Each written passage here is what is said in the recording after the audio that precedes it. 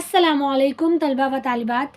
आज की इस वीडियो में हम 10वीं जमात की उर्दू की किताब में हिस्से नज़्म में मसनवी जो 6 नंबर पर आई है, मौजू है सहने चमन की सैर, जिसके शायर हैं आदिल नागपुरी। पढ़ेंगी सबसे पहले पहली बात। मसनवी उर्दू शायरी की एक अहम सिन्फ है। सिन्फ यानी पता है आपको, इससे पहले भी बहुत बार आ चुका है। सिन्फ यानी होता है किस्म, यानी उर्दू शायरी की एक किस्म मसनवी भी है, जिसमें यानी मसनवी में मुसलसल अशार के ज़रिए किसी वाक़ये या मंज़र वग़ैरह की तस्वीर कशी की जाती है, नक्शा खींचा जाता है। मसनवी के अशार हम काफ़िया होते हैं। हर शेर में मुख्तलिफ काफ़ियों की वजह से इस नज़्म में तवील क़िस्से को बआसानी बयान किया जा सकता है। मसनवी में अजीब व गरीब क़िस्से, इश्क़ व मोहब्बत की कहानियाँ, जंग, मुहिम जोई के हालात वग़ैरह बयान किए जाते हैं। हमारी मसनवियों में फ़ितरत की खूबसूरती को भी तरह तरह से बयान किया गया है। फ़ितरत की खूबसूरती यानी कुदरती नज़ारों को शुआरा ने ख़ास तौर पर बागात की रंगारंगी को अशार में इस तरह पेश किया है कि दरख्तों, फूलों, नहरों और रविशों की तस्वीरें सामने आ जाती हैं। रविशों ये जमा है रविश की। रविश यानी क्या होता है? बाग की टपड़ी। हम बाग में चलने वाली हवाओं और फूलों की महक को महसूस करने लगते हैं। ज़ेल के अशार में बाग की जो मंजर निगारी की गई है वो गुलो लाला, नसीमो शमीम और परिंदों की चहकार से भरी हुई है। अब देखते हैं जान पहचान। आदिल नागपुरी का असल नाम सैयद अब्दुल अली था। वो सन 1823 में नागपुर में पैदा हुए।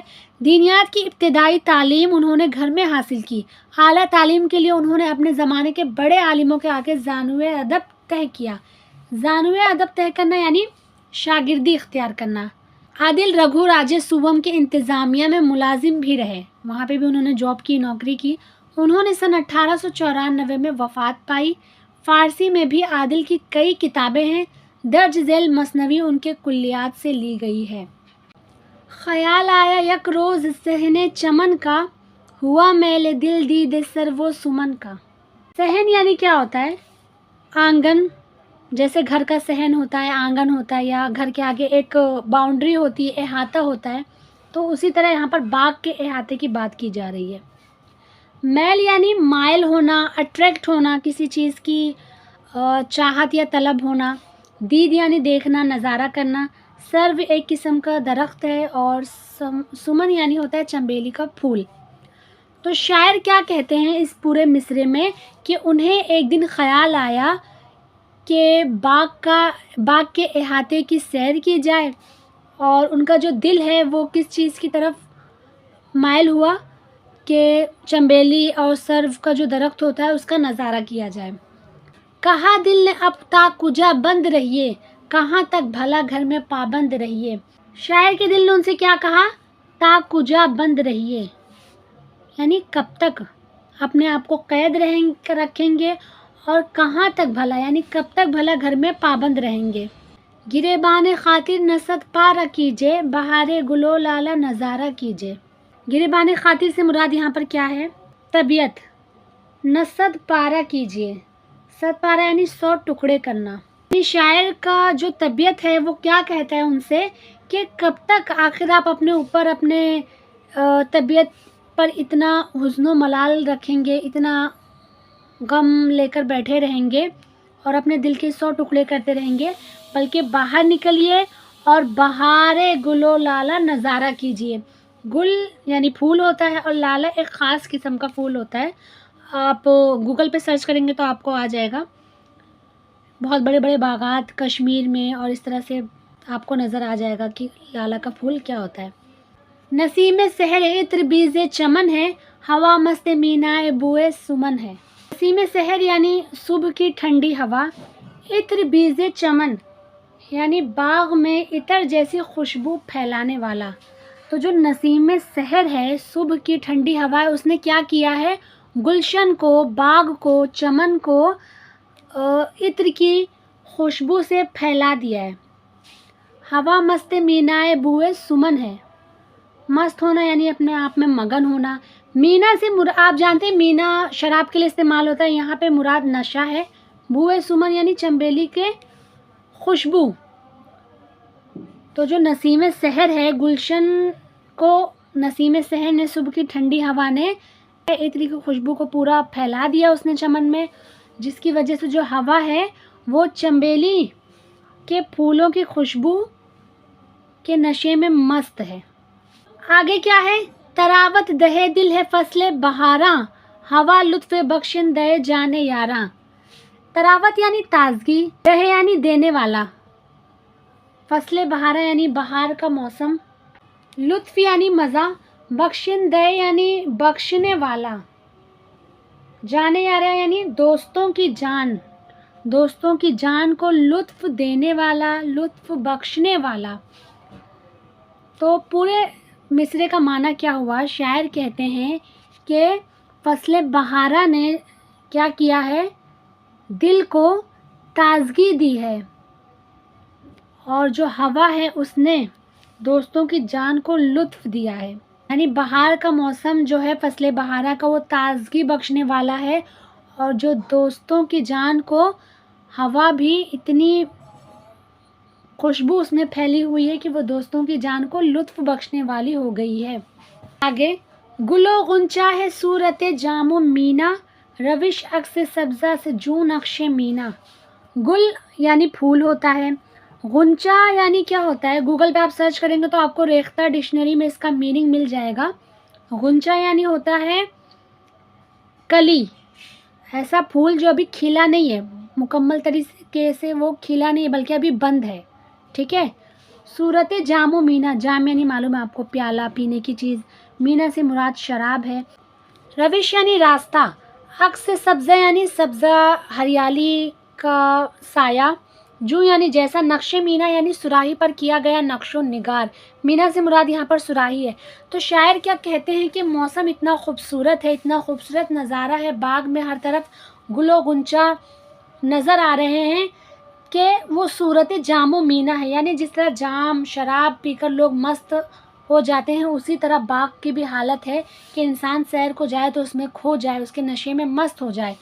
اور جو سبزہ ہے اس میں سے گزرا ہوا راستہ اتنا خوبصورت نظر آ رہا ہے، جیسے قدرت نے بہترین طریقے سے نقش و نگار کر کے ہریالی میں سے اس راستے کو نکالا ہے، جیسے سراہی پر نقش و نگار ہوتا ہے کہ دیکھنے والے کی آنکھیں ٹکی رہ جاتی ہیں۔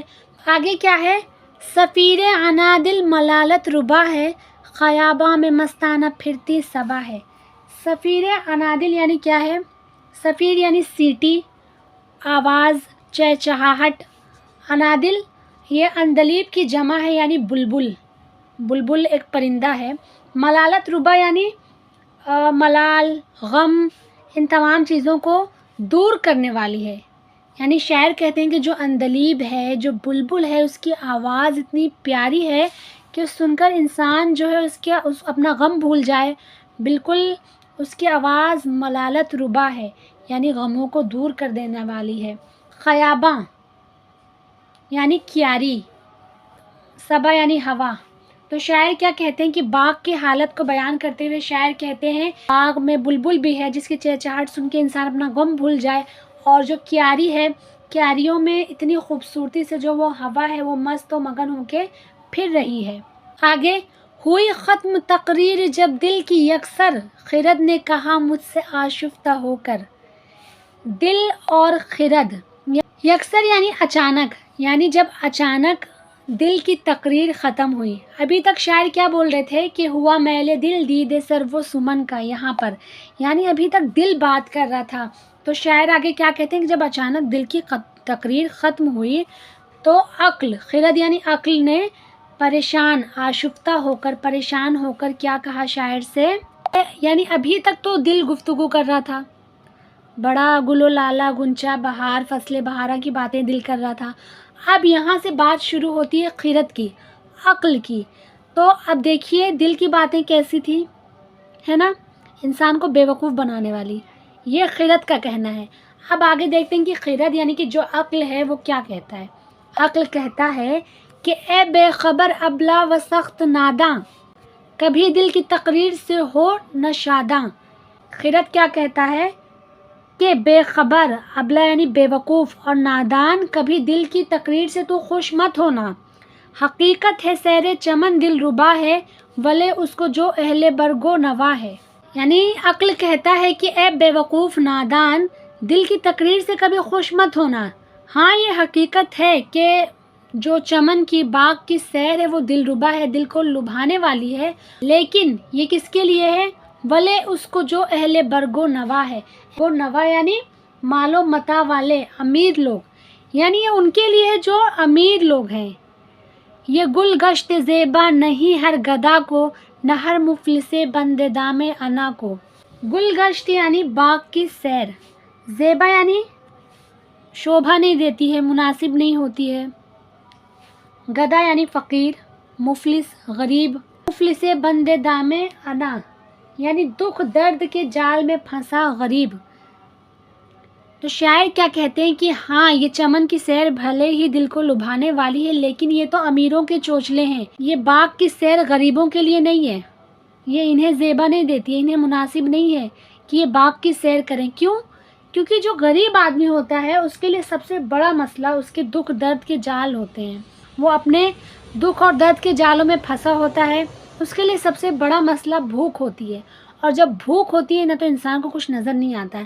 یہ تو ان امیروں کے چوچلے ہیں جن کے پیٹ بھرے ہوئے ہیں، انہیں مزہ آتا ہوگا چمن میں، باغ میں، یہ غریبوں کی چیزیں نہیں ہیں۔ اگر یوں ہی منظور ہے سیر گلشن، ہے مطلوب سمع صفیر نوازن۔ آگے شاعر کیا کہتا ہے؟ ہاں اگر تمہیں پھر بھی گلشن کی سیر کرنا ہے، یوں ہی تمہیں منظور ہے، تم چاہتے ہو کہ گلشن کی سیر کرو، ہے مطلوب سمع صفیر نوازن۔ مطلوب یعنی طلب کرنا، چاہنا، سمع یعنی ہوتا ہے سننا، پھر سیٹی چہچہاہٹ، نوازن یعنی آوازوں کو۔ تو شاعر کیا کہتے ہیں؟ ہاں اگر تم پھر بھی سننا ہی چاہتے ہو، تم چاہتے ہی ہو کہ تم باغ کی سیر کرو اور گلشن میں چہچہاہٹ سنو، تو کیا کرو؟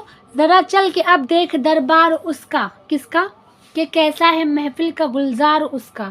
یہاں پر کس کا دربار مراد ہے؟ کس کی محفل کی بات شاعر کر رہے ہیں؟ راجا رگھوجی راؤ بھوسلے، جہاں پر جو شاعر ہیں انہوں نے ملازمت کی ان کے دربار میں، ان کی بات کر رہے ہیں۔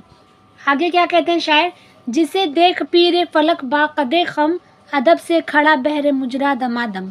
پیر یعنی بزرگ، بوڑھا انسان، یعنی مراد کیا ہے؟ قدیم، پرانا۔ فلک یعنی آسمان، قد خم یعنی جھکا ہوا قد، بہر مجرا سلامی کے لیے، دمادم یعنی مسلسل۔ تو شاعر کیا کہتا ہے؟ یعنی چلنا ہی ہے، سیر کرنا ہی ہے تو ایسے محفل میں چل، ایسے چمن کی سیر کر جسے دیکھ کر نا آسمان کا بھی قد جھک گیا ہے، جسے مسلسل آسمان بھی ادب سے سلام کرتا ہے۔ خلاصہ دیکھ لیتے ہیں۔ ایک دن شاعر کو صحن چمن کا خیال آیا، اس کے دل میں سرو اور سمن کے درختوں اور پھولوں کو دیکھنے کی آرزو پیدا ہوئی۔ اچھا یہاں پر جو یہ لفظ ہے یہ سمن ہے اصل میں، پیچھے ویڈیو میں نے بار بار سمن کہا ہے، وہ غلط ہے، اصل لفظ سمن ہے۔ آگے دیکھتے ہیں۔ دل نے اس سے کہا کہ آپ کب تک یوں ہی گھر میں بند رہیں گے؟ اپنی طبیعت پر ملال طاری مت کیجیے اور گل و لالہ کی بہار کا نظارہ کیجیے، جہاں صبح کی ٹھنڈی ہوا چمن کو خوشبو سے معطر کر رہی ہے اور خود سمن کے پھولوں کی خوشبو سے مست ہوئی جا رہی ہے۔ یعنی وہ نسیم جو بصیرت کے باغ میں چلتی ہے اور خوشبودار سانسوں والی ہے، جو ہستی کے باغ کے پھول کی خوشبو ہے۔ بہار کا موسم دلوں کو تازگی عطا کر رہا ہے اور ہوا دوستوں کی جان کو لطف بخش رہی ہے۔ دیکھیے آپ کیسے ایک ایک مصرعے کا تشریح یہاں پر دیا ہوا ہے۔ شاعر کا دل پھولوں اور کلیوں کو جام اور مینا کی تشبیہ دیتے ہوئے کہہ رہا ہے کہ راستہ ہریالی کی وجہ سے ایسا لگ رہا ہے جیسے کسی صراحی پر نقاشی کی گئی ہو۔ بلبلوں کی آواز غم کی کیفیت کو ختم کرنے والا ہے اور خیاباں میں صبا اپنے آپ میں مست ہو کر گھومتی پھر رہی ہے۔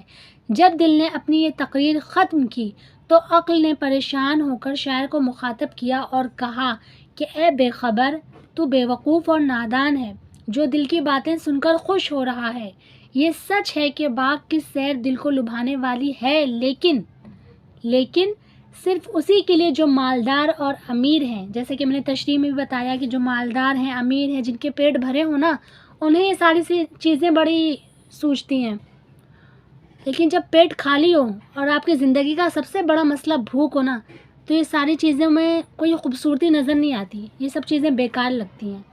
وہی تشریح یہاں پر ہے کہ یہ کسی غریب، فقیر اور دکھ درد کے جال میں پھنسے ہوئے مفلس کو زیب نہیں دیتی.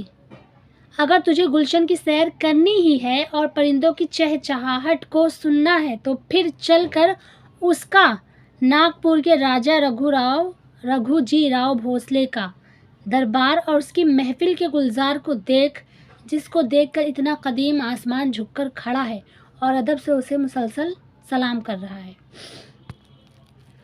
تو یہ تھا خلاصہ، اور یہاں پر الفاظ معنی بہت سارے دیے گئے ہیں. تو میں آپ لوگوں کو یہی کہوں گی کہ جتنا اچھے سے آپ لوگوں کو الفاظ معنی یاد ہوگا، اتنا اچھے سے آپ اپنے الفاظ میں تشریح کر پائیں گے، اور اتنی ہی جلدی آپ کو ویڈیو دیکھ کر تشریح سمجھ میں آئے گی. اور جب سمجھ میں آئے گی تو سن کر ظاہر سی بات آپ خود سے لکھ بھی سکیں گے. تو زیادہ سے زیادہ الفاظ معنی پہ دھیان دیجیے. اگلی ویڈیو کون سے ٹاپک پہ ہونا چاہیے کمنٹ میں ضرور بتائیے. ویڈیو کو لائک کیجیے، چینل کو سبسکرائب کیجیے، اپنے دوستوں سے بھی شیئر کیجیے.